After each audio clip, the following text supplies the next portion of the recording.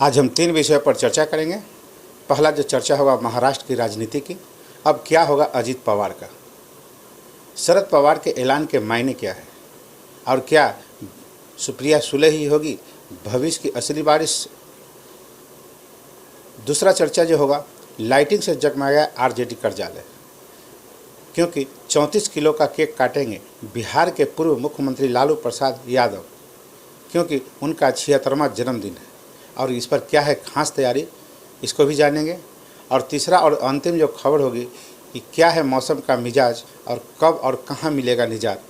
बिहार में जारी है प्रचंड गर्मी का सितम। तो सबसे पहले नमस्कार, न्यूज इंडिया के गुड मॉर्निंग शो में एक बार फिर आपका स्वागत है और मैं आपके साथ विपिन। तो आज पहली खबर महाराष्ट्र, जहां राष्ट्रवादी Congress party NCP supremo Sharad Pawar ने अपनी पुत्री सुप्रिया सुले और प्रफुल्ल पटेल को पार्टी का कार्यकारी अध्यक्ष बनाने की घोषणा की है। यह घोषणा ऐसे समय में हुई है जब अजीत पवार के नेतृत्व वाले एक असंतुष्ट गुट के भाजपा से हाथ मिलाने के लिए पार्टी से अलग होने की तैयारी की अटकलें लग रही है। महाराष्ट्र के सियासी हलकों में नए पदों की घोषणा को उनके भतीजे अजीत पवार की अनदेखी के तौर पर भी देखा जा रहा है। बता दें कि 1 मई 2023 को एनसीपी प्रमुख के द्वारा अपने पद से इस्तीफा देने के बाद सियासी गर्मी तेज हो चुकी थी। शरद पवार ने स्पष्ट किया कि वह जल्द ही पार्टी के दैनिक दिनचर्या से दूरी बनाने के लिए नए लोगों की जिम्मेवारी सौंपेंगे। शरद पवार ने पार्टी कैडर को स्पष्ट संदेश दिया है कि उनकी बेटी पार्टी की अगली उत्तराधिकारी होगी। सुप्रिया को महाराष्ट्र, हरियाणा और पंजाब जैसे राज्यों में भी जिम्मेदारियां सौंपी गई हैं। शरद पवार ने वरिष्ठ नेता और सांसद प्रफुल्ल पटेल और अनिल खड़गे को नई जिम्मेदारी देकर अजीत पवार के नेतृत्व वाले असंतुष्ट गुट के साथ संतुलन बनाने की भी कोशिश की है। हालांकि पहली बार प्रफुल्ल पटेल को मध्य प्रदेश, गुजरात, राजस्थान, गोवा और झारखंड जैसे राज्यों का प्रभारी बनाकर महाराष्ट्र से दूर रखा गया है। तटकरे को ओडिशा और पश्चिम बंगाल जैसे राज्यों का काम सौंपा गया है। महाराष्ट्र में सत्तारूढ़ भाजपा से अजीत पवार की नज़दीकी की अटकलें लगाई जाती रहती हैं। ऐसा माना जाता है कि एनसीपी नेता महाराष्ट्र का मुख्यमंत्री और प्रदेश का नेतृत्व करने की इच्छा रखते हैं। हालांकि शरद पवार द्वारा की गई घोषणाओं में शरद पवार के लिए कोई नई या महत्वपूर्ण जगह नहीं थी। 2019 में तत्कालीन मुख्यमंत्री देवेंद्र फडणवीस के साथ उप मुख्यमंत्री पद की शपथ लेने वाले अजीत पवार ने सभी को चौंका दिया था। इसके बाद से ही उनके अपने चाचा से अलग होकर भाजपा में शामिल होने की भी अटकलें लगाई जा रही थी। एनसीपी सूत्रों के मुताबिक शरद पवार द्वारा सुप्रिया सुले और प्रफुल्ल पटेल को पार्टी में सेकेंड इन कमांडर नियुक्त करने का फैसला एक मजबूत संदेश देती है कि वह अपने निर्णय के लिए स्वतंत्र है। हालांकि यह माना जाता है कि अजीत पवार को पार्टी के अधिकांश विधायकों का समर्थन प्राप्त है। सुप्रिया सुले की कार्यकारी अध्यक्ष के रूप में नियुक्ति से पार्टी कैडर के बीच स्पष्ट संकेत देने की कोशिश की गई है। भले ही सुप्रिया सुले को मुंबई और दिल्ली के संपन्न वर्गों में पार्टी का प्रतिनिधित्व करने वाली शख्सियत के रूप में देखा जाता है, लेकिन उनकी नई स्थिति उन्हें बारामती के अपने निर्वाचन क्षेत्र पर राज्य भर में पार्टी कार्यकर्ताओं के साथ जुड़े रहने का मौका देगी। तो अब हम दूसरी खबर पर चर्चा करेंगे। बिहार की आरजेडी सुप्रीमो लालू प्रसाद यादव का 11 जून को 76वां जन्मदिन मनाया जाएगा, जिसकी तैयारी भी जोरों पर है। प्रदेश राजद कार्यालय को लाइटिंग से सजाया गया है।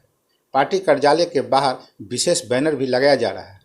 राजद नेता पार्टी कार्यालय से 76 पाउंड का केक लेकर 10 सर्कुलर रोड स्थित आवास पर जाएंगे। लालू प्रसाद यादव इस केक को काटेंगे। पार्टी के प्रदेश प्रवक्ता चितरंजन गगन ने बताया कि लालू प्रसाद के जन्मदिन को सामाजिक न्याय और सद्भावना दिवस के रूप में मनाया जाएगा। लालू प्रसाद यादव के जन्मदिन के मौके पर राज्य भर में गरीबों एवं कमजोर वर्ग के लोगों के बीच सहभोज का भी आयोजन किया जाएगा। पार्टी के प्रदेश अध्यक्ष जगदानंद सिंह द्वारा शनिवार को सभी संबंध पदाधिकारियों से संपर्क कर जन्मदिन कार्यक्रम की तैयारी की समीक्षा की गई।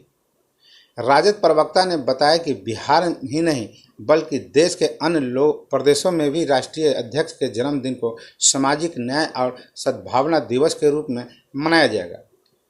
इस मौके पर अस्पतालों में मरीजों के बीच फल वितरण, गरीब परिवारों से आने वाले छात्रों के बीच पठन सामग्री का वितरण, गरीब परिवारों के बीच वस्त्र वितरण के साथ ही रक्तदान शिविर जैसे कार्यक्रमों का आयोजन भी होगा। वहीं पार्टी के प्रदेश महासचिव भाई अरुण ने बताया कि प्रदेश युवा राजद द्वारा पार्टी के प्रदेश कार्यालय में रविवार को रक्तदान शिविर का भी आयोजन किया जाएगा। अब तीसरा और अंतिम चर्चा, क्या है मौसम का मिजाज, कब और कहां मिलेगा निजात। प्रचंड गर्मी से बिहार के अधिकतर जिले बेहाल हैं। वहीं शनिवार को पटना समेत राज्य के अधिकतर जिलों में अधिकतम तापमान में कमी से लोगों ने आंशिक राहत की महसूस की। हालांकि अब भी राज्य के 12 जिले हीट वेव या सीवियर हीट वेव की चपेट में हैं। शनिवार को पटना समेत अधिकतर इलाके प्रचंड गर्मी की चपेट में रहे। शनिवार को 43.3 डिग्री के साथ शेखपुरा, औरंगाबाद और भोजपुर में राज्य का सर्वाधिक अधिकतम तापमान रहा। पटना में 1.3 डिग्री की कमी के साथ अधिकतम तापमान 43.1 डिग्री रहा। रविवार से राज्य के कुछ हिस्सों में मौसम में बदलाव आने के प्रबल आसार दिखे हैं। रविवार को राज्य के 4 जिलों में लू की स्थिति रहेगी, जबकि 10 जिलों में बारिश गर्जन के साथ आंशिक बारिश हो सकती है। रविवार के बाद पटना समेत दक्षिण बिहार के अधिकतम शहरों में अधिकतम पारा 4 डिग्री गिरेगा। साथ ही रविवार को किशनगंज में 1 या 2 स्थानों पर भारी बारिश या येलो अलर्ट जारी किया गया है। 14 जून तक उत्तर बिहार के जिलों में छिटपुट बारिश से राहत मिलेगी। पूर्वी बिहार व आसपास में एक साइक्लोन सर्कुलेशन की स्थिति बनी है। सीनियर हीट वेव में पूर्वी चंपारण के मोतिहारी में 42.6 डिग्री, शेखपुरा में 43.3 डिग्री, हीट वेव की स्थिति पटना में 43.1 डिग्री, वाल्मीकि नगर में 42.5 डिग्री, सबौर भागलपुर 40 डिग्री, सुमुई में 41.1 डिग्री, भोजपुर में 43.3 डिग्री, औरंगाबाद में 43.3 डिग्री, नवादा में 41.8 डिग्री, नालंदा के हरनौत में 42.5 डिग्री, सिवान के जीरादेई में 42.5 डिग्री। आज बारिश की चेतावनी भी जारी किया गया है। पश्चिम चंपारण, पूर्वी चंपारण, सीतामढ़ी, शिवहर, सुपौल, अररिया, पूर्णिया और भागलपुर के साथ कटिहार में मेघ गर्जन के साथ आंशिक बारिश हो सकती है। तो बस अभी तक के लिए इतना ही। तो हमें आज्ञा दीजिए।